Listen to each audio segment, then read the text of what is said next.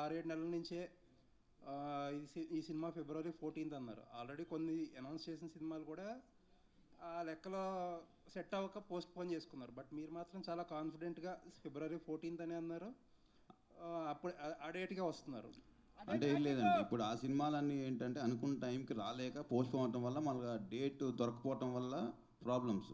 మనం అనుకున్నప్పుడు స్టార్ట్ చేసినప్పుడే Feb 14th ఇది రావాలని టార్గెట్ పెట్టుకుని ఫినిష్ చేసాం. సో మన ఓటీటీ వాళ్ళతో కూడా చెప్పాం Feb 14th సినిమా వస్తామని. సో ఒకవేళ మన డేట్ మారుంటే నాకు ఆ ఇబ్బంది ఉండేదేమో, వాళ్ళు చెప్పిన డేట్కి వేయాల్సి వచ్చేదేమో. బట్ ఇప్పుడు మనం చెప్పిన టైంకి వచ్చాం కాబట్టి ప్రాబ్లం ఎక్కడ లేదు. విశ్వక్ గారు సార్, లైలా గెటప్ చాలా బాగుందండి. Thank you sir. ఇప్పుడు హీరోయిన్లకు పోటీ వచ్చేంత గ్లామరస్గా కనిపించారు. సో నా క్వశ్చన్ ఏంటంటే, ఎవరైనా స్టార్ హీరో అడిగితే మీరు వాళ్ళ పక్కన హీరోయిన్గా చేస్తారా?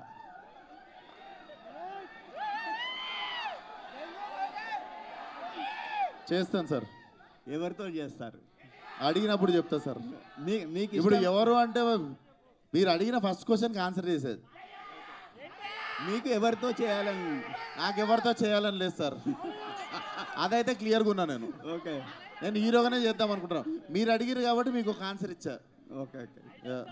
అయితే లైలా గెటప్లో మీకు ఎదురైన టఫెస్ట్ ఛాలెంజ్ ఏంటండి? అదే సార్, ఇంటికి వెళ్ళాడు, ఇంట్లో ఒకటి ఉండడు, మిగిలిందంతా అందరూ కష్టపడ్డాడు. మామూలుగా సెట్స్లో 400-500 మంది 500 మంది సాంగ్ షూట్లు అవి అయినప్పుడు ఆ గెటప్లో అంతమంది ముందు కాన్ఫిడెంట్గా ఉండడం అదొకటి మెంటల్లీ ఛాలెంజింగ్ ఉండే.